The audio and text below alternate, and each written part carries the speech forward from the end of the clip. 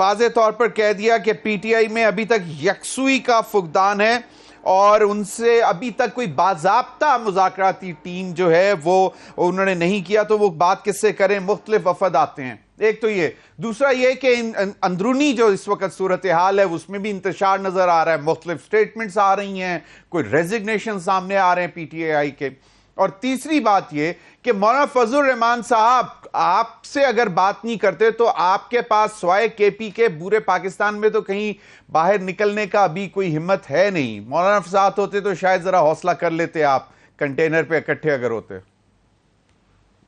دیکھیں، آپ نے 2-3 سوال کیے اور ان سب میں اگر آپ اوور آل کامن ڈینومینیٹر دیکھیں نا، میرے خیال میں جو اس سے بڑا سوال ہے یا جو اس سے بڑا پوائنٹ ہے وہ یہ ہے کہ پی ٹی آئی کے اندرونی جو بھی پرابلمز ہوں یا نہ ہو، اور جو بھی وہ پرابلمز ہیں وہ اسی وجہ سے کہ اسٹیٹ نے قانون جو ہے وہ کڈنیپ کیا ہے، غائب کیا ہے۔ آپ کو پاکستان میں پولیٹیکل سٹیبلٹی اور اکنامک سٹیبلٹی اس فارم 47 گورنمنٹ کے ساتھ نہیں دکھائی دے گی، اور میرے خیال میں اس ملک میں 25 کروڑ عوام میں سوائے شاید سیکرٹری فائنانس، منسٹر فائنانس اور کیبنٹ کے علاوہ کوئی ایک بندہ ایسے ہے جو اس بجٹ سے خوش ہے کہ یا ان کو نظر آ رہا ہے کہ یہ بجٹ عوام کے لیے بنا ہے، یا پھر کہ یہ بجٹ جو ہے وہ کم از کم پاکستان کے ریفارم کا راستہ آگے دکھا رہا ہے۔ مجھے بتا دیں کس نے اس کی تعریف کی ہے۔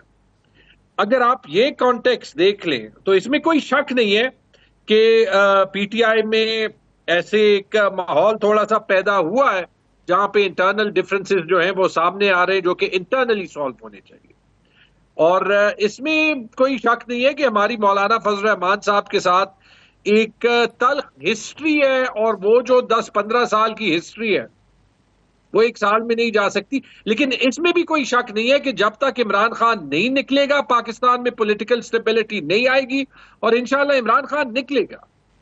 یہ لوگ کر سکتے ہیں کہ تھوڑا سا یہاں پہ کیوس زیادہ بڑھا دیں اور پی ٹی آئی کے انٹرنل ڈفرنسز کو ایمپلیفائی کر دیں، لیکن جو ہمارا بڑا کاز ہے جس کے لیے ہم سب کھڑے ہیں اور جس کے لیے عمران خان 1 سال سے جیل میں ہے، یہ جو بھی کریں یہ عمران خان اور عوام کا آپس میں رشتہ نہیں توڑ سکتے۔ بالکل صحیح ہے، لیکن تیمور جھگڑا صاحب، فواد چوہدری صاحب کہتے ہیں کہ موجودہ پی ٹی آئی کی لیڈرشپ کے ہوتے ہوئے عمران خان صاحب ان کو جیل سے رہا ہوتے نظر نہیں آ رہے۔ ایک چیز مولا بخش چانڈیو صاحب، سینیٹر مولا بخش چانڈیو صاحب کا یہ خیال ہے کہ خان صاحب مذاکرات کسی بھی صورت میں سیاسی جماعتوں سے کرنے کے لیے تیار نہیں ہوں گے، ڈسپائٹ دا فیکٹ کہ آصف علی زرداری صاحب نے انتخابات سے پہلے، انتخابات کے بعد، حکومت سازی سے پہلے، حکومت سازی کے بعد، اور پھر اپنے جوائنٹ سیشن کے خطاب میں بھی یہ آفر کی تھی۔ پھر پرائم منسٹر نے پرسوں 2-3 دن پہلے بولا کہ جی ہم مذاکرات کے لیے تیار ہیں، اس کو انڈورس کیا خواجہ آصف نے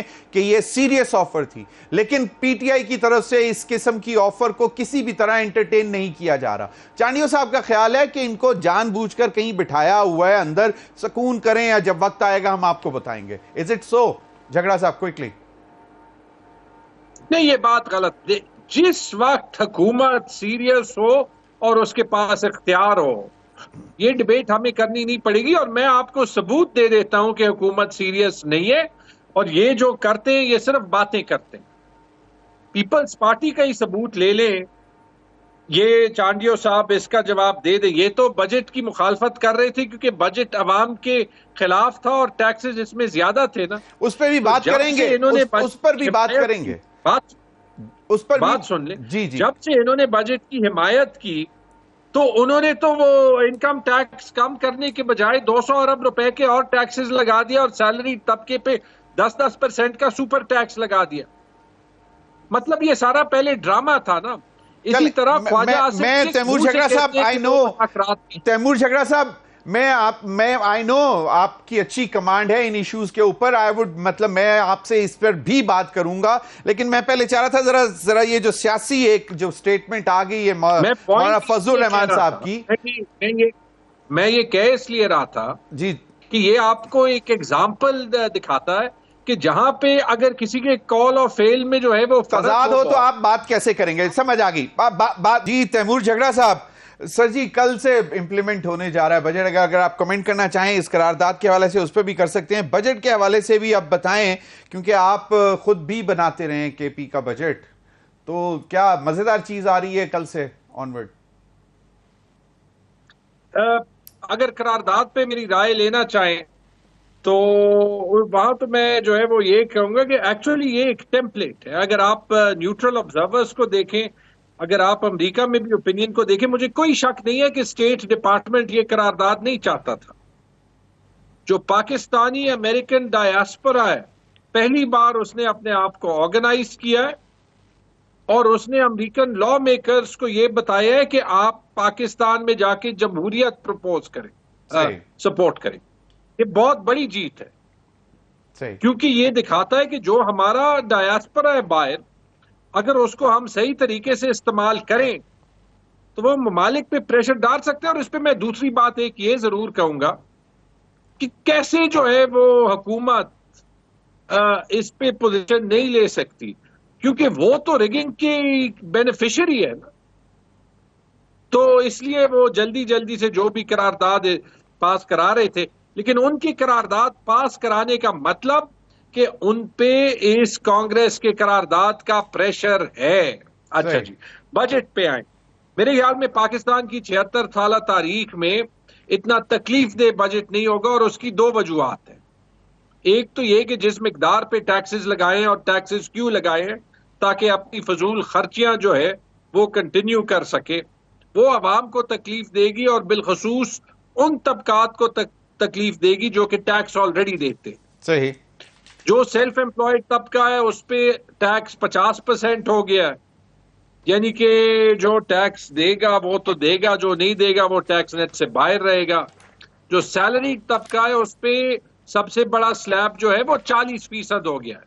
صحیح. یعنی ہم اسکینڈینیویا کے ملکوں کے لیول کے ٹیکسز پہ آ گئے ہیں.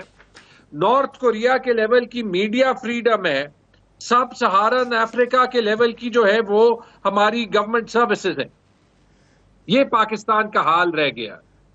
1 جولائی سے جو ہے وہ کیا ہوگا، یہ دو ڈھائی سال سے ابھی یہ پی ڈی ایم والے پاکستان کو ٹھیک کر رہے ہیں. شہباز شریف نے کہا کہ قیامت کے دن میں یہی کہوں گا کہ میں نے پاکستان کی اکانومی کو ٹھیک کیا. یہ ٹھیک کیا. جو دوسری وجہ ہے جس کی وجہ سے یہ بجٹ افسوسناک ہے، وہ یہ کہ دیکھیں تکلیف تو ہمیں سہنی ہے، اس میں کوئی شک نہیں، مشکل اقدامات لینے اس میں کوئی شک نہیں. تو پاکستان کی اکانومی کو تو ٹھیک کر دیں، پاکستان کے فسکل ڈیفیسٹ کو تو ٹھیک کر دیں، ایکسپورٹس کو تو ٹھیک کر دیں. سر جی وزیر خزانہ کہتے ہیں کہ جی مہنگائی کی شرح 38% سے کم کر کے 12% پر آ گئی ہے، اور اگلا ٹارگٹ بھی 12% ہے. حالانکہ ریوائز نمبر آیا ہے کہ جون میں 12 ساڑھے 12 سے اب 13.5% وہ مان گئے ہیں. تو کل سے آپ کو آنورڈز کیا لگتا ہے، یا جولائی ختم ہوگا تو 1 اگست سے آپ کو کیا لگتا ہے کہ کیا صورتحال سامنے آئے گی؟ پہلے تو یہ کہ یہ 38% پہ لے کے کون گیا تھا؟ وہ تو کہتے ہیں آپ کی وجہ سے. آپ لوگوں نے جو 9 اپریل کو جو حکومت چھوڑی تھی، جو آپ کے خلاف آئی تھی ووٹ آف نو کانفیڈنس، اس وقت تک سب کچھ تباہی ہو چکی ہوئی تھی. ہاں 11% پہ تباہی ہو چکی تھی. جب ایکسپیرینس یہ آئے تو یہ 11 سے 38% مہنگائی ہو گئی. اب جب واپس یہ کہہ رہے ہیں کہ 12-13% پہ آ گئی ہے تو یہ ان کا بہت بڑا کمال ہے. اب اس کے بعد آپ دیکھ لیں کہ جو جی ایس ٹی، جو ایگزیمپشنز اور جو یہ ٹیکسز جو ہے وہ سیلری طبقے پہ زیادہ کیے ہیں. صحیح. وہ آپ پہلے بھی بتا چکے ہیں، بالکل وہ ایک بہت تکلیف دہ عمل ہوگا. تو یو سی کہ برڈن بڑھے گا، مطلب کم اگست لائک یو نو. آئی سی کہ اس کے علاوہ آپ کو مزید منی بجٹ سہنے پڑیں گے. جیسے انہوں نے آخری دم پہ 10% سپر ٹیکس لگا دیا آپ پہ اور مجھ پہ. صحیح بالکل. امیر عباس صاحب، بہت بڑے سراغ ہیں اس بجٹ میں. ریاست جو فار ایگزامپل جو صوبوں کا سرپلس انہوں نے دکھایا ہے 1300 ارب کا دکھایا ہے، اور اس میں 700 ارب کے صوبوں کے سرپلسز ہیں. یہ 600 ارب کہاں سے آئیں گے؟ تو آپ جو ہے وہ یقین رکھیے کہ میرے خیال میں ایک بار نہیں 2 بار منی بجٹس اور ہیں. آپ کی جیب سے نکالیں گے. آپ ماشاءاللہ تکڑے لوگ ہیں، پیسے والے لوگ ہیں.